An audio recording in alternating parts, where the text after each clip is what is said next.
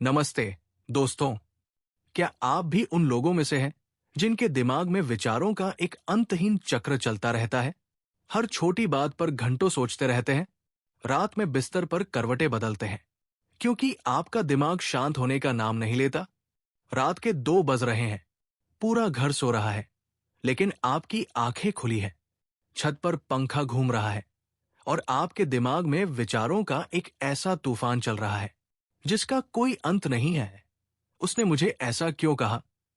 अगर कल मीटिंग में ऐसा हो गया तो क्या होगा? मैंने 5 साल पहले वो बेवकूफी भरी गलती क्यों की थी?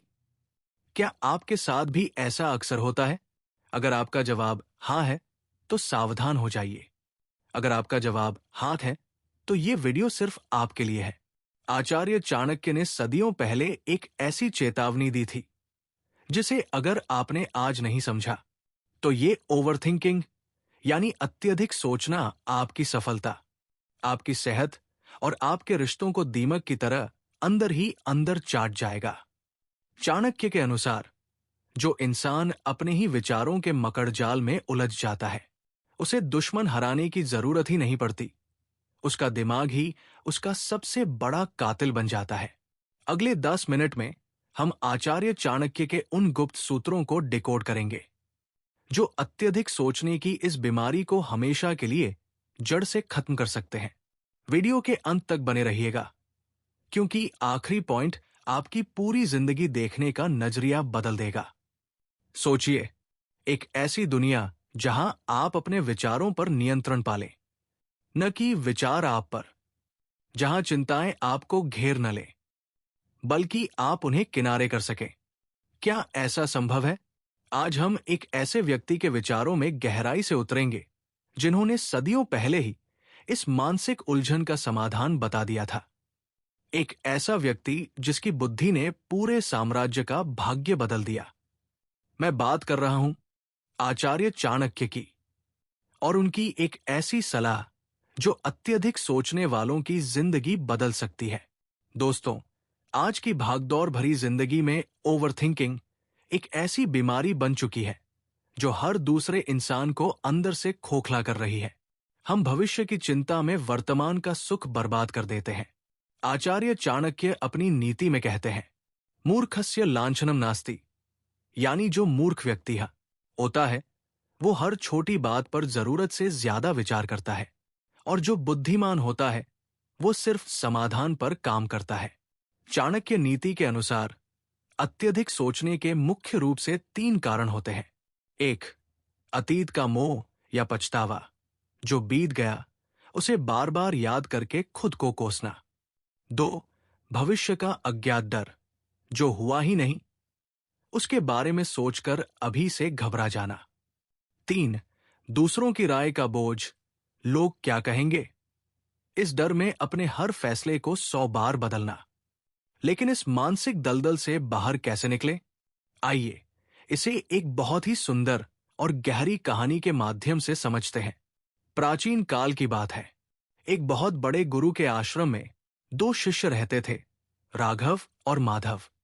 राघव बहुत ही बुद्धिमान और मेहनती था, लेकिन उसमें एक बहुत बड़ी समस्या थी। वो हर फैसले को लेने से पहले उसके हजारों नकारात्मक पहलुओं के बारे में सोचता रहता था। अगर उसे कोई नया काम सौंपा जाता, तो वह रातों को सोता नहीं था और सोचता रहता था, अगर यह फेल हो गया तो क्या होगा? लोग क्या कहेंगे? गुरुजी क्या कहेंगे? इस अत्यधिक सोचने की वजह से वो अक्सर काम शुरू करने से पहले ही मानसिक रूप से थक जाता था। इसके विपरीत माधव सरल स्वभाव का था। वह योजना बनाता था, लेकिन उसके बाद पूरी निष्ठा से कर्म करता था। परिणाम की चिंता में अपना वर्तमान खराब नहीं करता था। एक दिन गुरुजी ने दोनों शिष्यों की परीक्षा लेने का फैसला किया। उन्होंने दोनों को एक लंबा और कठिन सफर तय करके दूसरे राज्य से एक पवित्र ग्रंथ लाने भेजा। रास्ते में एक गहरी और चौड़ी नदी पड़ती थी, जिसे पार करने के लिए कोई पुल नहीं था। केवल एक छोटी सी नाव थी, जिसमें एक समय में केवल एक ही व्यक्ति बैठ सकता था। जैसे ही दोनों नदी के किनारे पहुंचे, राघव के दिमाग में विचारों का भूचाल आ गया। वो जोर जोर से सोचने लगा, अगर नाव बीच धारा में डूब गई तो? अगर पानी का बहाव तेज हुआ तो मैं तैर पाऊंगा या नहीं? अगर ग्रंथ भीग गया तो गुरुजी मुझे बाहर निकाल देंगे। वो वही किनारे पर बैठकर कांपने लगा और एक कदम भी आगे नहीं बढ़ाया। और दूसरी तरफ माधव ने स्थिति को देखा। उसने ज्यादा नहीं सोचा। उसने बस इतना सोचा, नदी पार करनी है, नाव उपलब्ध है, मुझे संतुलन बनाकर बैठना होगा। उसने भगवान का नाम लिया, नाव में बैठा और कुछ ही मिनटों में नदी पार करके दूसरे छोर पर पहुंच गया। जब राघव ने देखा कि माधव सुरक्षित पार पहुंच गया है, तो उसे अपनी उस मानसिक कायरता पर पछतावा हुआ जो उसने सिर्फ अपने दिमाग में पाल रखी थी। कहानी साफ है दोस्तों, नदी उतनी गहरी नहीं थी जितना गहरा डर राघव ने अपने दिमाग में बना लिया था। हमारी जिंदगी भी ऐसी ही है। आधी से ज्यादा मुश्किलें हमारी असल जिंदगी में नहीं होती, बल्कि हमारे दिमाग के अंदर चल रही अनगिनत आशंकाओं में होती है। चाणक्य कहते हैं कि चिंतन का अर्थ है किसी समस्या पर रचनात्मक रूप से विचार करना, उसके समाधान खोजना, योजना बनाना।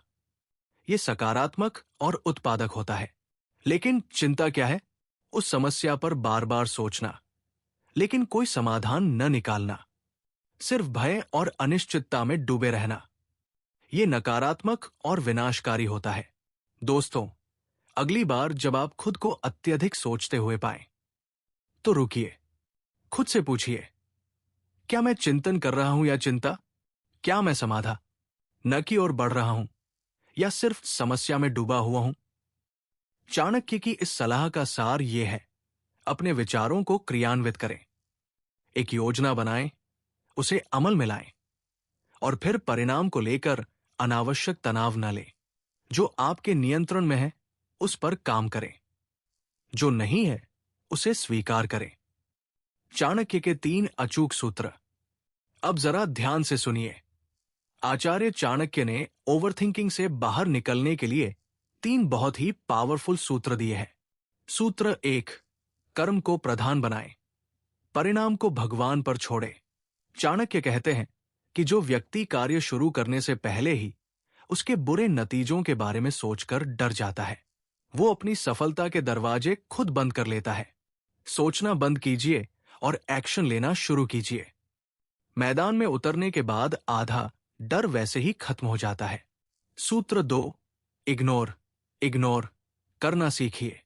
आज के समय में जब हर कोई आपकी आलोचना करने या आपको नीचा दिखाने को तैयार बैठा है, तब सबसे बड़ी कला है नजरअंदाज करना सीखना।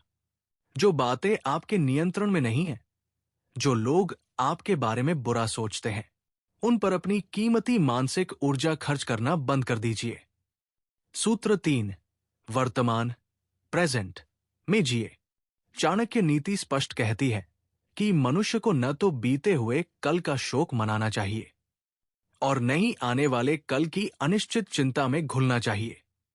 बुद्धिमान इंसान हमेशा वर्तमान क्षण में जीता है और अपनी पूरी ताकत आज के काम में लगाता है। याद रखिए, बीता हुआ कल बदला नहीं जा सकता और आने वाला कल अभी आपके हाथ में आया नहीं है। बचता क्या है? सिर्फ आज, और यही आपका सबसे बड़ा हथियार है। अब समय है एक ऐसे कदम का जो आपकी इस आदत को बदलने में मदद करेगा।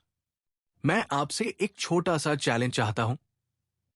अगले 7 दिनों के लिए जब भी आप खुद को किसी बात पर अत्यधिक सोचते हुए पाएं, तुरंत रुकें, एक कॉपी और पेन ले और उस समस्या से जुड़े 3 संभावित समाधान लिखें।